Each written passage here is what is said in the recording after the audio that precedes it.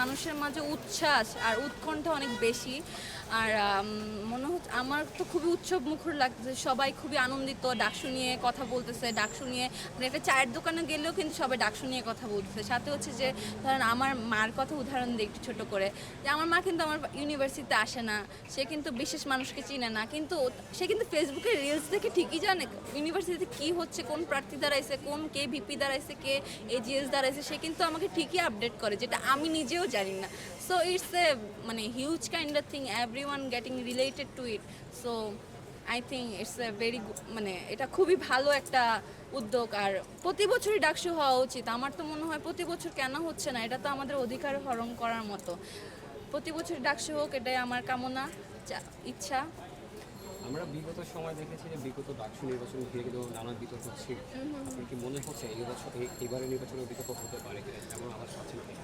আহ, এখন আমি তো অনেক অ্যাপলিটিক্যাল মানুষ, ওইরকম পলিটিক্যাল ব্যাকগ্রাউন্ড আমার নাই, আমি ওরকম মানে জানিও না।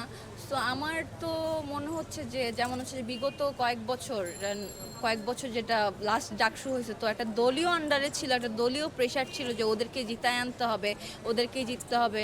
কিন্তু ওই ভয়টা এখন আর নাই স্টুডেন্টদের মাঝে, যে ওই ঠিক আছে ওই দলটাকে আমার ভোট দিতে হবে, না হলে আমাকে হলে থাকতে দিবে না, আমাকে অত্যাচার করবে, টর্চার করবে। সো নাই, সবাই এখন খুবই স্বতঃস্ফূর্ত কাকে ভোট দিবে, সবাই এখন কনসাস। যেমন হচ্ছে যে বিভিন্ন জন ইউনিক ইশতেহার, ইউনিক একটা মানে প্রচারণা করতেছে, সবাই হচ্ছে যে খুবই উচ্ছ্বাস প্রকাশ করতেছে, আচ্ছা ঠিক আছে আমি দেখি কাকে ভোট দিব। মানে নতুন যারা আসছে, নতুনরা তো খুবই, ওদেরকে দেখলে তো আমারও ভালো লাগে আসলে, যে ওদের যে উচ্ছ্বাস উৎকণ্ঠা, ইভেন অনেকে তো ভিপি পদেও দাঁড়াইছে একদম ফার্স্ট ইয়ার সেকেন্ড ইয়ার থেকে, ওটা দেখে তো আরও ভালো লাগছে যে সাহস, এই সাহসটা যদি আমার থাকতো আমি 19 সালে অবশ্যই দাঁড়াইতাম। যেহেতু 19 সাল থেকে ক্যাম্পাস, হ্যাঁ, হ্যাঁ। একজন সাধারণ শিক্ষার্থী হিসেবে বিগত সময় থেকে কী কী সমস্যা ফেস করছেন, এবং যে কোনো ক্যান্ডিডেট যদি নির্বাচিত হয় তার কাছে কী বার্তা দিতে চান আপনার সমস্যার পদক্ষেপ গ্রহণের জন্য? আচ্ছা, ক্যাম্পাসের বেসিক্যালি যে একটা পরিবেশ থাকার দরকার, একটা ক্যাম্পাস কি হবে আপনার চিন্তা জগৎ, মানে চিন্তা জগতের মানে এরিয়া বৃদ্ধি করার একটা জায়গা। সো এখানে ইউনিভার্সিটিতে এসে আপনি সবসময় শব্দ দূষণের মধ্যে থাকতেছেন, আপনি বহিরাগতদের চাপে থাকতেছেন, আপনি রাস্তায় হাঁটতে পারতেছেন না, আপনাকে অনিরাপত্তা বোধ হচ্ছে।